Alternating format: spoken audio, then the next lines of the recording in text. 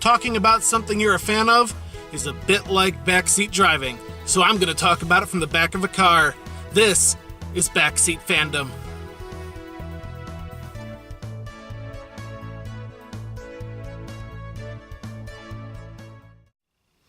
Today, I'm here in the back seat of the car to talk about Avengers Infinity War. It has been less than an hour since I've seen it. I'm going to talk about it. A little out of breath. Don't mind me. Alright, so, before we get down to the nitty-gritty of the movie itself, I'm going to talk a little bit about the anti-spoiler campaign that Marvel has been putting out. It's something like hashtag Thanos demands silence. I'll look it up specifically, what specifically they had there. I'll put it here. Seems kind of dumb to me. I mean, obviously not an anti-spoiler campaign. That's perfectly fine. But wouldn't, heroic folks want to defy the villain? So, I'm going to say hashtag defy Thanos. So, if you hadn't gotten the point by now, spoilers for Avengers Infinity War and all of the Marvel stuff leading up to it. Here we go. Alright, so, pretty predictably, we pick up where the end scene, the after credits scene of Thor Ragnarok left off, with, the whole, Thanos attacking the Asgardian refugees and such. I'm not going to hit every point here along the way. I'm going to hit some of the high points. Basically, Banner ends up on Earth because they need a way for the Earth people to know. Thor ends up with the Guardians of the Galaxy. So we dragged them in right away, too. Thanos, obviously, after the stones. I'm going to be making a lot of comparisons to the Infinity Wars comic along the way here. Because, loosely or not, it is based on it. Overall, things went about how I would have predicted them to. A little bit off here and there, but pretty close. Despite them having said in advance that Adam Warlock wasn't going to make an appearance until Guardians 3, I really thought that he would have ended up making an appearance here. For the Soul Stone, if nothing else. Although, who they ended up throwing in as guarding the Soul Stone should have seen that coming. Not necessarily because he had any any connection to the Soul Stone, but mostly just because we knew we were going to see him again, and we hadn't. So, I'll let you guys find that one out on your own. Should have seen it coming, though. Alright, so overall, this is a review. Like I said, I'm not going to hit every point. Movie was pretty good. Pretty good. As a fan of the comics since the 90s, I'm going to definitely say it was up there. Like I said, about 90% of it went about how I expected.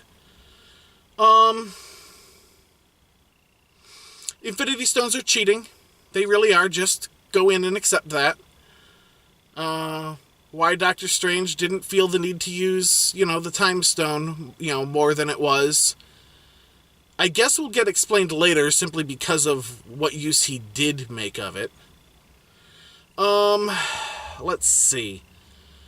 Yeah, I'm going all over the place here, because this movie is a little bit all over the place. If you're not paying attention, you're going to miss something. And talking about things going all over the place, I think the biggest problem to come out of this movie is going to be the timeline of the Marvel movies. Because, so, let's just say the way certain scenes are going, they kind of explain away Ant-Man's absence. It sounds to me like Ant-Man and the Wasp, which we know is coming up, there's already trailers and stuff coming out, is either going to take place shortly before Infinity War or during the events of it. Like, maybe it gets to the end of, Ant-Man and the Wasp and, half the population of Earth disappears. Because, yeah, like I warned you guys about spoilers, Thanos gets to that point just like he did in the comics. So, staying true to the comics, at least insofar as that. What else do we got? We got coming up Captain Marvel. The Marvel version of Captain Marvel, not the Shazam Captain Marvel. And not the first Marvel version of Captain Marvel, who was Captain Marvel, but the Carol Danvers version. I think this one's also going to have to take place before Infinity War. Mostly because of the post-credits scene, which I almost didn't catch. It took me a moment because it was the Carol Danvers version. But then I kind of remembered, oh yeah, that's what's going on. They're not doing the alien origin thing. Unless they do. They might just make it so that Captain Marvel did not actually get a chance to be a hero on Earth before passing his powers on.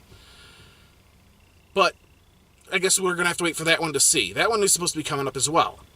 Now, I'm also thinking... Now, I might be wrong on this, because like I said, this has been less than an hour since I watched it, and I haven't had time to, stop and research time, specifically when things are coming out, all that sort of thing.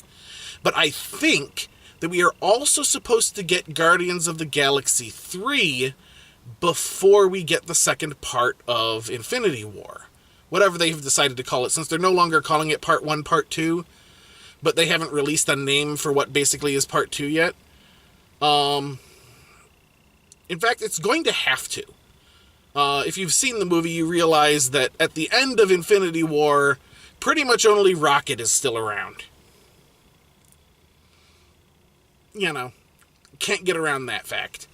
But it was kind of alluded to at the very beginning as well, because at the beginning of the movie, when the Guardians show up and pick up Thor, they are not in the same ship that we saw Guardians of the Galaxy 2 end with. And the Guardians of the Galaxy movies have always been a little bit off in the timeline anyway, so we're gonna kind of see that going a bit, I think.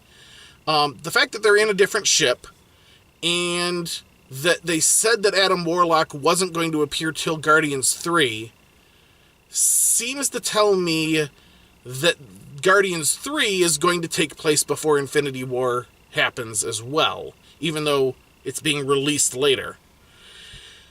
Mainly because they are sticking close enough to the timeline that, to the comic timeline, at least, that we have now reached the point where Adam Warlock is supposed to show up and basically save everybody's butts.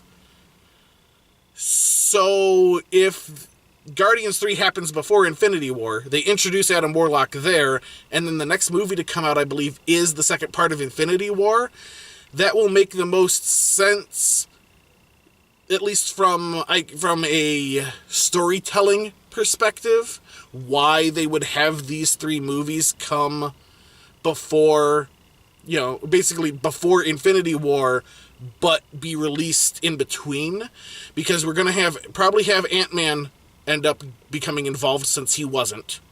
We're going to end up having, Captain Marvel become involved because she gets basically called in the post-credits scene. And we'll probably have Adam Warlock come get involved. So we will have just gotten our updates on those character situations without having to cram it into the 2.5 hour, by the way, first part of Infinity War. Which, by the by, the 2.5 hours plus about a half hour of trailers in advance, 3 hours is a long time for your bladder, so go in prepared. If you haven't seen it already and are watching this despite the spoilers, obviously. So, that's pretty much where we are on the timeline. And I think that's basically the way it's going to end up having to happen. Now, I might be wrong. Guardians 3 might actually be after but I think it's before. I'll have to actually check that at some point. I might be right, I might, not be. Obviously, you guys will probably know before I find out. Yeah, they're gonna rush this one out. I'm pretty much gonna finish here and go edit this up and post it today if I can. It is the 27th. It is release day. I caught a matinee showing, so that'll, tell you a few things. Overall good film. Obviously, it is going to be at least partially dependent on its follow-up before I can say securely how I feel about it. But it's definitely heading in the right direction. Sticking as close to the comics as they have, at least as far as motivations and kind of timeline of things happening, was good. Obviously, there are characters involved here that weren't in the comics, and the MCU has this way of underpowering a bunch of their characters. Like, the Hulk, obviously not as, powerful as he is in the comics. Scarlet Witch, vastly underpowered compared to the comics. Doctor Strange, even, is underpowered compared to the comics. Although I gotta say, he was definitely one of the better parts of the film. That and, the few sparse interactions with, Star-Lord, Iron Man, and Spider-Man having just kind of their personalities all in one place. Definitely a big thing. Gonna say, though, definitely good on them having Thanos keep his word on something.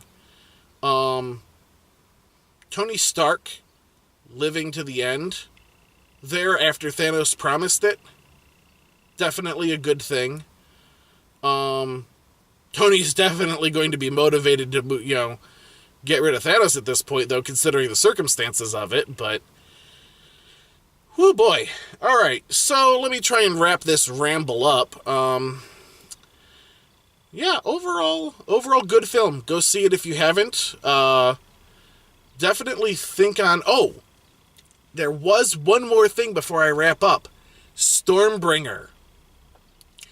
Thor's new hammer in the film. Now, for those of you that haven't seen the comics, you might not know that Stormbringer is a weapon that exists in the Earth 616 universe.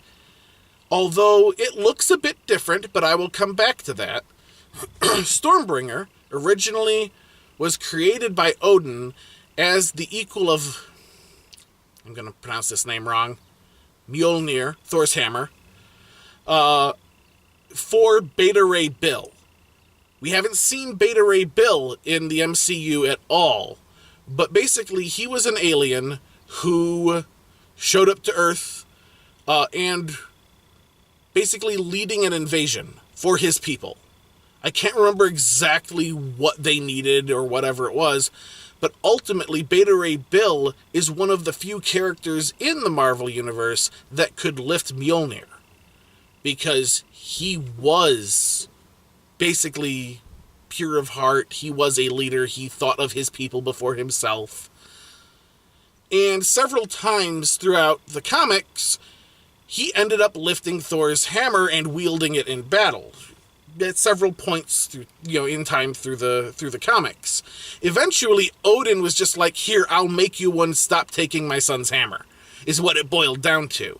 So, and Stormbringer was that hammer.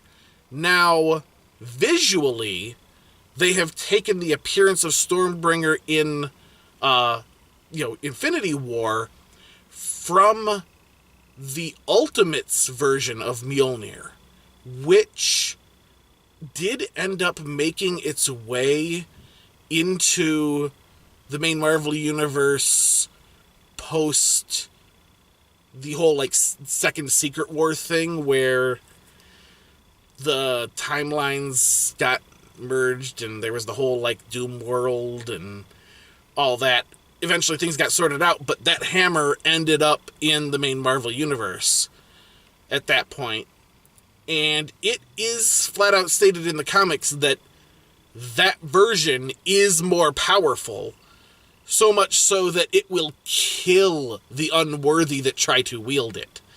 So they took the appearance and power from that, obviously, but the name of a more mainstay, weapon of similar nature from the comics. So definitely a good tip of the hat to Marvel there for basically merging those two things in probably the best way they were able to. Right, so back to wrapping up. Good film. Go see it. I'd say go see it again, just to, basically boost the box office to say, yes, we approve. And we're just going to have to wait for the next 3 films before we get part 2. Definitely seems like they're going to be capable of wrapping this up in a satisfactory way. As long as they do so, absolutely great. Marvel strikes it out of the park again. That's going to do it for this inaugural episode, which was not intended to be on this topic, but enough for this inaugural episode of Backseat Fandom. Here I am from my back seat. Have a good one.